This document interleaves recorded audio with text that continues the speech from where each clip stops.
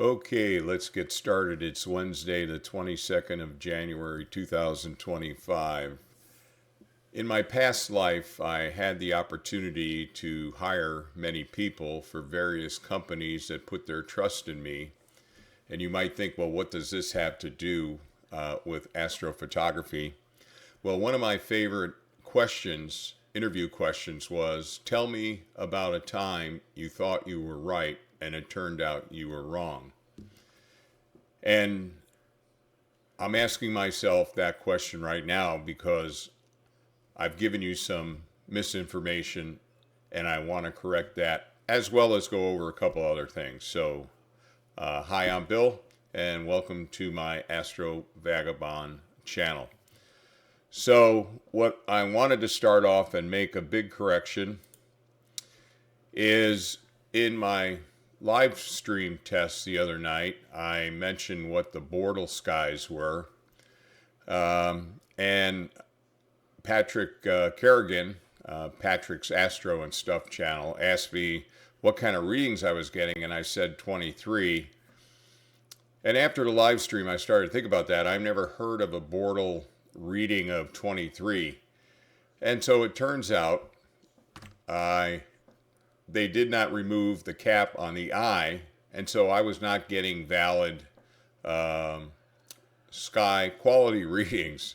And so it turns out, so far, this is more of a Bortle 4 area, which for me is totally fine. If you image in Bortle 1 hour, versus imaging in Bortle 4, you need about an hour and 35 minutes for equivalent signal. So, but I just wanted to make that correction. I've done several YouTube channels so far. Our first one, 12th Avenue Cuisine, and I said in the beginning, when we're wrong, we're going to be upfront and we're going to share that with our viewers. And I said the same thing on our Lori and Bill Retired. I think it's the best thing,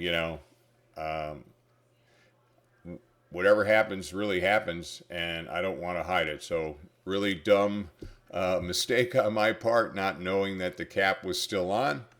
But anyway, I've corrected that now, hopefully, and you have the proper information. So let's go into the next thing I want to share, and we'll go over onto this screen. So I've started to work to activate the safety monitor. One of the great things about being in a remote site that has a roof, they have safety monitors, and they produce a file for each roof that I'm able to pick up and read and programmatically in N.I.N.A. and know when the roof is open, and when it's open, the condition is considered safe right now, and when it's not open, it's unsafe. So let me kind of show you a little bit about the safety monitor. I've got a lot more work to do, but I thought I'd share this with you. So here's the safety monitor down here. I had to download several and install several ASCOM drivers, in a sense. Right now, I'm working with the generic safety monitor to understand the condition of the roof.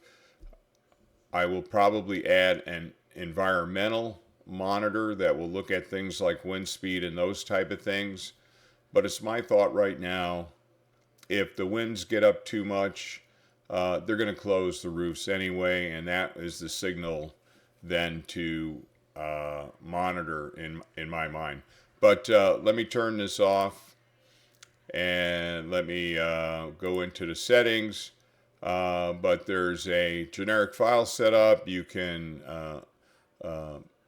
map to where the roof status file is located. You set these parameters up, and that's basically what you need. And then we're just going to turn it back on. And as you see right now, it's flashing red, it's not safe. And if I connect the monitor, it is showing not safe. I have that view up here in the safety monitor, so I can glance if I happen to be watching the imaging as it's occurring.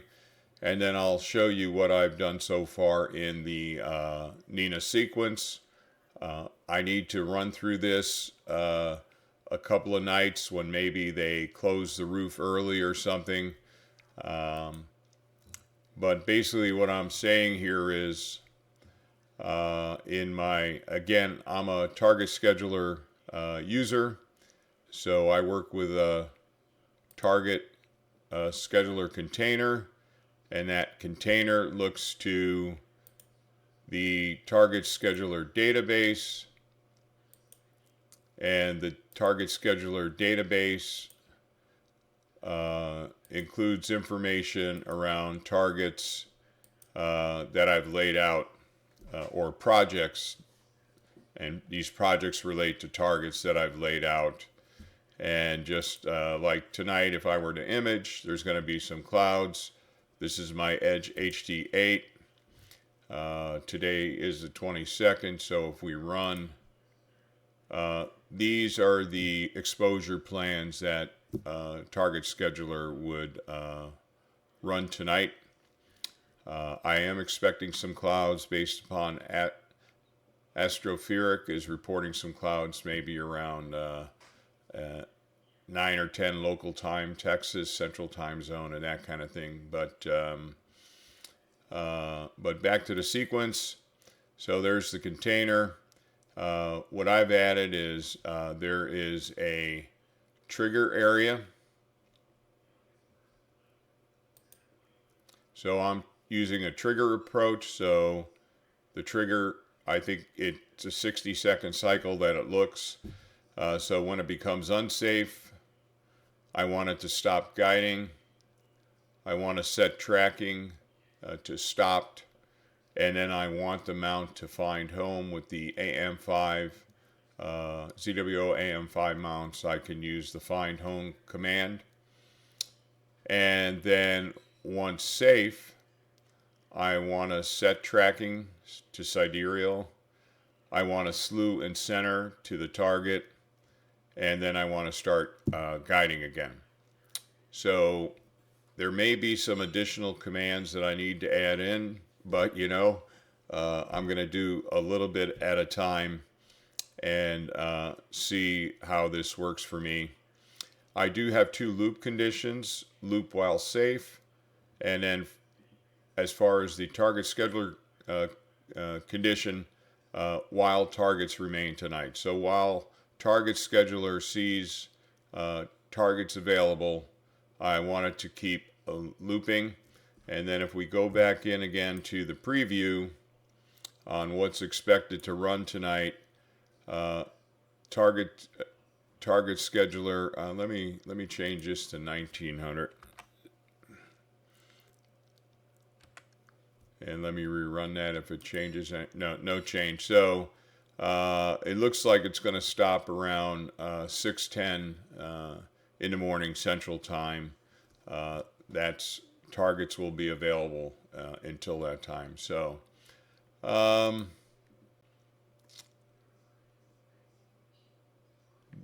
this is it.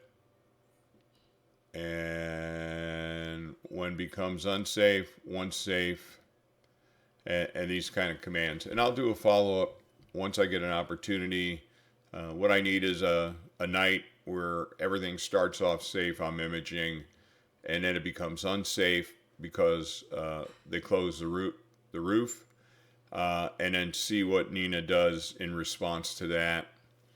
And that would be really cool is then it becomes safe again, the clouds pass, and they open the roof back up or something.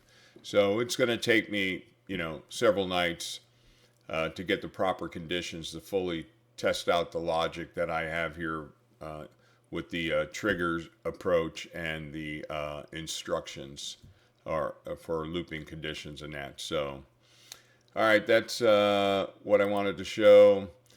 Other than that, I've had some challenges the last 2 nights with cables needing to be reseated. It's very cold down in Texas right now, as you may know. Maybe you're down in that area, or you're in the south that's getting hammered by snow and those type of things.